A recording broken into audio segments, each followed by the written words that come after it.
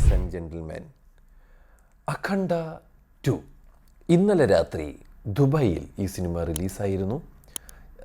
എനിക്ക് അങ്ങനത്തെ ഒരു മൂഡായിരുന്നു.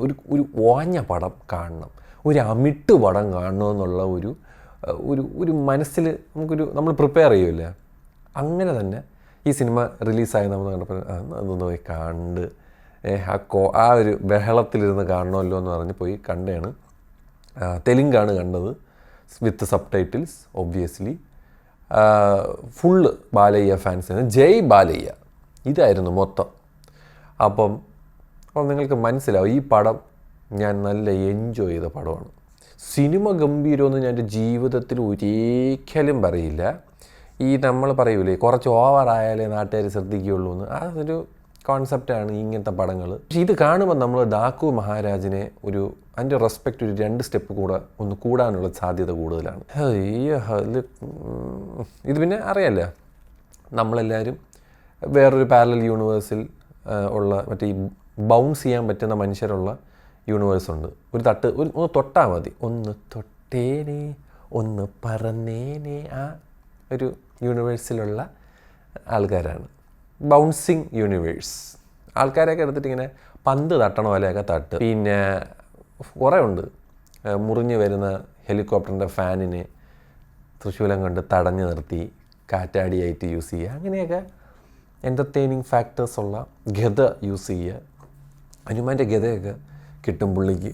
മറ്റേ മറ്റേ നമ്മളെ പ്രോപ്പിനെ ഉണ്ടാക്കി വെച്ചേക്കുന്നതാണ്. പിന്നെ തോക്കിൻ്റെയൊക്കെ ഒരു ക്വാളിറ്റി കണ്ടാലറിയാം A16 മറ്റേ പ്ലാസ്റ്റിക് തോക്കാണെന്ന്.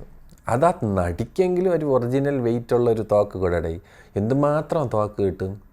നമ്മുടെ ഈ സംയുക്ത മറ്റേ AK-47 പോലത്തെ ഒരു സാധനമൊക്കെ വെച്ച് വെടിയൊക്കെ വയ്ക്കണുണ്ട്. അത് കാണുമ്പോൾ മനസ്സിലാവും പാവം പുള്ളിക്കാരി ഒരുമാതിരി ഇങ്ങനെയൊക്കെ. ഇങ്ങനെ തോക്ക് വെച്ചിട്ട് ഇങ്ങനെ ആക്കുവേ, ഒന്ന് ഇങ്ങനെ പൊയ്ക്കോളം പറയണം. നമ്മളെ ഉത്സവ പറമ്പിലൊക്കെ പണ്ട് കിട്ടണ ഒരു തോക്കുണ്ട്. എത്ര പേർക്ക് ഓർമ്മയുണ്ടെന്ന് എനിക്ക് അറിഞ്ഞൂടെ. ആ തോക്കാണ് ആ ചേട്ടന് കൊടുത്തേക്കണം. ഏതോ കമാൻഡോ എന്ന് വെള്ളത്തിൽ ഇറങ്ങാതിരിക്കാൻ. ഇതിൽ ഒരുപാട് കാര്യങ്ങളുണ്ട്. ചൈനയായിട്ടുള്ള കലിപ്പാണ് ഈ പടത്തിൽ. ചൈനയായിട്ടുള്ള കലിപ്പല്ല, ചൈനയിലെ ഒരുത്തനുമായിട്ടുള്ള ഒരു ജനറലുമായിട്ടുള്ളൊരു കലിപ്പ്. അപ്പോൾ അവനാണ് നമ്മളെ നാട്ടിൽ കോവിഡ് പോലത്തെ ഒരു സാധനം അഴിച്ചു വിട്ടതെന്നും അത് നമ്മളുടെ വേറൊരു പൊളിറ്റിക്കൽ പാർട്ടിയുടെ അയാളാണത് ചെയ്തതെന്നൊക്കെ പറഞ്ഞു. എൻ്റെ പൊന്നു മോനെ, അങ്ങനെ ഒരു ഭാഗം. അതിനുശേഷം ഹെവിലി റിലീജിയസ് ആയിട്ടുള്ള വേറൊരു സൈഡ് അങ്ങോട്ട് പോകണുണ്ട്. അത് ടുവേർഡ്സ് ദി എൻഡൊക്കെ എനിക്ക് ഇതിൽ കുറേ കാര്യങ്ങൾ നൈസാണ് കേട്ടോ. അതായത് ഇതൊരു സൂപ്പർ ഹീറോ പടമായിട്ട് കണ്ടു കഴിഞ്ഞാൽ നൈസാണ്. ബിക്കോസ് ഇത് അങ്ങനത്തെ ഒരു സാധനമാണ്. മൊത്തം മാജിക്കും പരിപാടിയും ഇതിലൊന്നും ഒറിജിനലല്ല, ഒന്നും എന്താ, it's completely fiction and fantasy. അപ്പോൾ ആ ഒരു ജോണറിന് ഇത് പോകുന്നുണ്ട്. അതായത് ഒബ്വിയസ്ലി ഒരാൾ ദൈവം നമ്മളെ ഇവിടെ ഇറങ്ങിക്കഴിഞ്ഞാൽ ഇങ്ങനെയൊക്കെ തന്നെ ആയിരിക്കുള്ളൂ എന്നുള്ള ഒരു പരിപാടിയാണ്. മനസ്സിലായി. ഇത് പക്ഷേ ബാലിയെ ചെയ്യുമ്പോഴാണ് ഇതിൻ്റെ ഒരു വിഷയം. പുള്ളിക്ക് തൊണ്ട വേനയൊന്നും വരൂല എന്നാണ് ഞാൻ ആലോചിക്കുന്നത്. എന്തോന്ന് കാറല്ലടായി. ഓരോ മിനിറ്റിൽ പുള്ളി വാ തുറന്നു കഴിഞ്ഞാൽ 5 ഡയലോഗ് അടിക്കാൻ വേണ്ടി മാത്രമാണ്. മറ്റേത് ബോത്ത് ആർ നോട്ട് സെയിം അതൊക്കെ ഉണ്ട് ഇതിൽ. അതൊക്കെ എന്ത് രസമായിരുന്നു. തിയേറ്ററിൽ ആൾക്കാരൊക്കെ ഉണ്ടല്ലോ. പുള്ളി മറ്റേ ഈ ഒരുപാട് അഡ്വൈസൊക്കെ പറയുമ്പോൾ പുള്ളി ആൾക്കാർ കറക്റ്റ് ഇങ്ങനെയൊക്കെ ഞാൻ ഇങ്ങനെ ഓക്കെ ഇങ്ങനെ ഒരു പരിപാടിയില്ല. പിന്നെ സിനിമ കാണാൻ പറ്റുന്ന രീതിയിൽ അത് സത്യം പറഞ്ഞാൽ എനിക്ക് അരോചകമായിട്ടാണ് തോന്നിയത്. പക്ഷേ എന്നാൽ പോലും ചില സമയങ്ങളിലൊക്കെ അത്യാവശ്യം നൈസായിരുന്നു.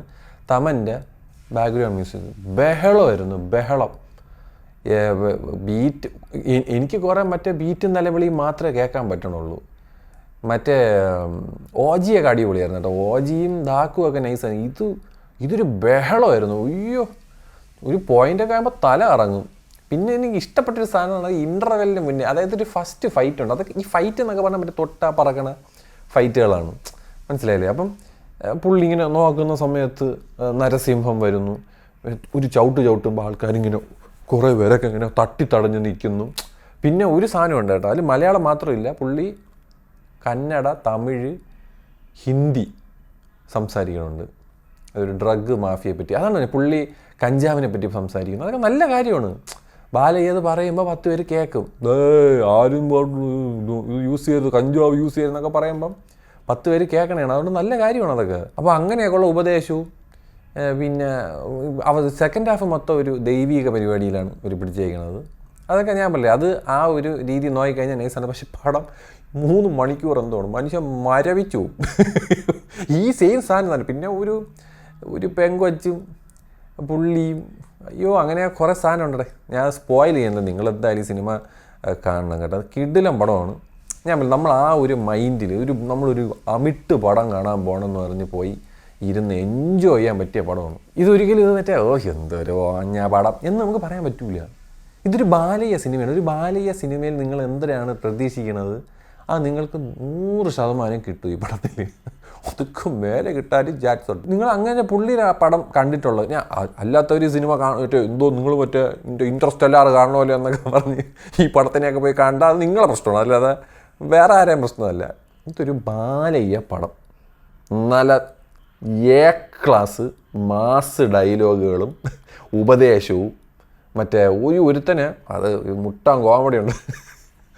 നമ്മൾ ഈ നമ്മൾ ചെറുക്കനും പെണ്ണൊക്കെ കല്യാണമൊക്കെ കഴിഞ്ഞൊക്കെ വരുമ്പോൾ തന്നെ എന്തോ ഒരു സാധനം ഉണ്ട്, തണ്ണിമത്തങ്ങി എന്തോ ഒരു സാധനത്തിൽ നമ്മൾ കർപ്പൂരം വെച്ചിട്ടിങ്ങനെ കാണിക്കൂലേടേ, കണ്ണ് വിടാതിരിക്കുക എന്തോ പറയുമല്ലേ, അതുപോലത്തെ ഒരു സാധനം ഇതിലുണ്ട്. ഞാൻ ചിരിച്ച് ചത്ത് അത് കണ്ട്. സത്യമായിട്ട് ഇതിൽ കുറേ സാധനമുണ്ട്. എൻ്റെ അമ്മ പുള്ളിയുടെ ഇൻ്റർവെല് ഒരു സാധനമുണ്ട്. പുള്ളി ഏതോ മലയിൽ പോയിട്ട് ഐസാവും, തപസ് ചെയ്ത് ഐസായിട്ട് നിൽക്കും. അതാണ് പറഞ്ഞത്. അങ്ങനെയൊക്കെ ഞാൻ ഇപ്പോൾ പറഞ്ഞപ്പോൾ നിങ്ങൾക്ക് കാര്യം മനസ്സിലായി ഏത് ലെവലിലാണ് ഈ പടം നിൽക്കണേ. പുള്ളി തപസ് ചെയ്ത് പുള്ളി ഐസായിട്ട് നിന്നിട്ട് അതിൽ നിന്ന് പൊട്ടി പുള്ളി പറന്നു വരും ഉൽക്കയായിട്ട്. ഓക്കെ, സിനിമയിൽ ഒരു വേവ് ലെങ്ത് കിട്ടിയല്ലേ. അപ്പോൾ ഇങ്ങനത്തെ പടമാണ്. അതുപോയി അതിൻ്റേതായ മര്യാദ കൊടുത്ത് കാണുക. അല്ലാതെ പോയിട്ട് ഇത് കണ്ടിട്ട് അയ്യോ ഇത് കൂളപ്പടമാണ്, ഇത് കൂറെ പുള്ളി അത് ഞാൻ സമ്മതിക്കൂല. പുള്ളിയുടെ പടങ്ങൾ അതിൻ്റേതായ വൃത്തിക്ക് ആ മെൻറ്റാലിറ്റിയിൽ ഞാനൊരു മറ്റേ നമ്മുടെ ക്വാക്ക് പറയണമല്ലോ, മറ്റേ മലം കളിട്ട് പടം കാണാൻ പോകണമെന്ന് പറഞ്ഞിട്ട് സെറ്റ് ചെയ്ത് പോയിരുന്ന് കണ്ട് ആൾക്കാർ ആ ഒരു തിയേറ്റർ നല്ല സത്യം പറഞ്ഞ് നിറഞ്ഞ് നല്ല രീതിയിൽ അലമ്പാൻ പറ്റിയ ഒരു പടമാണിത്. അതായത് ആ ലെവല് അടിച്ച പറകും അത് കാണിച്ച് അങ്ങനെ കണ്ടു കഴിഞ്ഞാൽ ഈ സിനിമ നൈസാണ്. ഇതിൻ്റെ ഡയറക്ടർ അയ്യോ സംയുക്ത മേനോനെ കൊണ്ടുണ്ടോ, പാവം കുറച്ചേ ഉള്ളൂ. പുള്ളിക്കാരനായിട്ട് ഡാൻസിന് വന്ന് പിന്നെ അപ്പം തന്നെ ബോയാപതി ശ്രീനു അതാണ് ഡയറക്ടർ. പുള്ളി അവസാനം ഈ സിനിമയുടെ അവസാനം പുള്ളിയാണ് അഭിനയിച്ച് കാണിച്ചു കൊടുക്കുന്നത് പുള്ളിക്ക്. ഏത് എം പ്രസാദ് ബാബു ബോയാപതി ശ്രീനുവാണ് എഴുതിയിരിക്കുന്നത്. അതേപോലെ വിഷ്വൽസൊക്കെ ഒരു അഭിനയം എന്നൊക്കെ പറഞ്ഞാൽ സീരിയൽ ലെവൽ ഞെട്ടൽ, അയ്യോ അമ്മേ അമ്മ എന്നൊക്കെ പറഞ്ഞിട്ട് ഇങ്ങനെ കണ്ണുരുട്ടി കാണിക്കൽ സീരിയൽ ലെവൽ അഭിനയം ഉണ്ടല്ലോ, അതാണ് ആക്ടിങ്. അല്ലാതെ ഇവിടെ നാച്ചുറൽ ആക്ടിങ്ങും മറ്റേ നമ്മളല്ല മമ്മൂക്ക കാണിച്ച മറ്റേ മൈക്രോ എക്സ്പ്രഷൻസും അങ്ങനത്തെ പരിപാടിയൊന്നും ഇവിടെ ഇല്ല. എല്ലാം എക്സാജുറേറ്റഡാണ്. ഒരു കൂട്ടത്തോടെ ആൾക്കാർക്ക് ഒരാളെ കഴുത്ത് വെട്ടാൻ പോകുമ്പോൾ ചെയ്യരുത് ഇങ്ങനെയൊക്കെ.